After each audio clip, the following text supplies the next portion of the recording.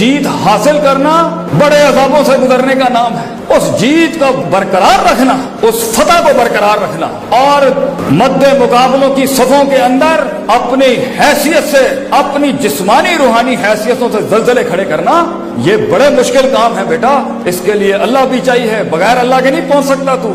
इसके लिए जंगों में तुझे अपना नबी लाना पड़ेगा, तुझे अल्लाह लाना पड़ेगा जंगों के अंदर, तुझे सहाबा किराम, ताबईन और अपने असलाफ की 1200-1500 साल की तारीख लानी पड़ेगी, और तुझे अपना आप लाना पड़ेगा, और तुझे अपने दौरे हाजिर के लोग लाने पड़ेंगे, तुझे पूरी कायनात लानी पड़ेगी अपनी जिंदगी के अंदर एक कदम बढ़ाने के लिए। तो अगर लोग नहीं आए, काफिला बड़ा नहीं हुआ, लोग मुझसे सवाल करते हैं बच्चे, मैं इतना सा हूं और असबाब नहीं है। और बेटा असबाब को तेरी जरूरत है, तुझे असबाब की जरूरत नहीं है। असबाब तुझे बुलाएंगे एक टाइम पर, असबाब खुद बुलाएंगे तुझे। तू क्यों असबाब का मोहताज हो रहा है इस टाइम पर?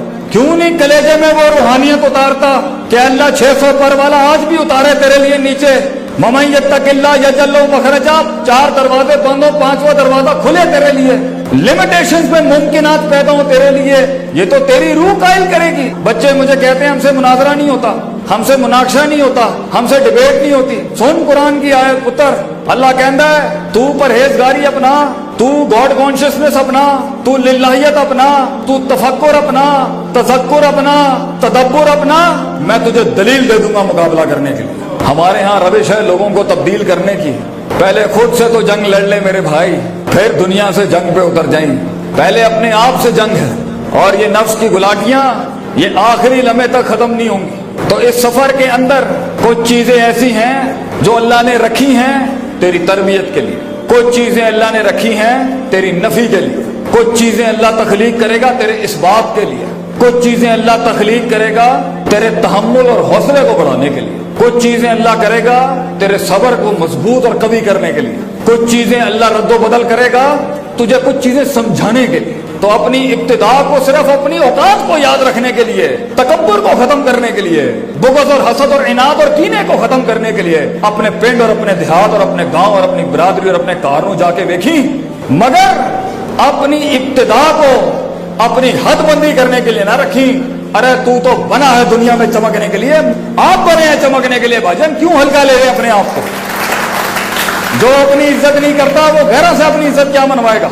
तो बेटा अपनी जिंदगी पे तेरा कंट्रोल, मंजिलों के ऊपर वो रसाई, लोगों की वो ताईद, जिगर कलेजों का वो इल्हाक तेरे साथ तब होगा जब तू अपनी रूहानी लिहाज से भी अपने आप को ठीक करेगा, जिस्मानी फिटनेस का भी ख्याल रखेगा, तफक्कुर तदब्बुर को भी मजबूत रखेगा, उस्तादी शागिर्दियों को भी बाप गरम रखेगा, सियासत को भी समझे। तूने वो ज़र्फ अपनाना है, लोगों ने तेरे गोश्त और खून चूसे होंगे, काटे होंगे, तुझे जब अल्लाह वो क़यादत और वो वक़ार देगा, तूने ये काम नहीं करना बेटा।